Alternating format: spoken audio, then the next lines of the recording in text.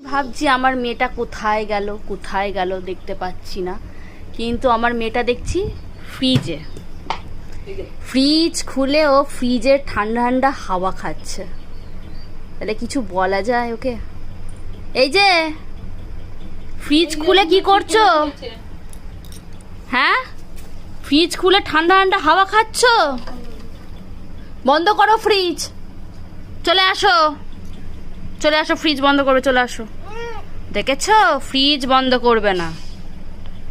এদিকে তাকাও, কই এদিকে তাকাও, চলে আসো, বাইরে আসো। আবার আঙুল দেখাচ্ছে আমাকে, কই চলে আসো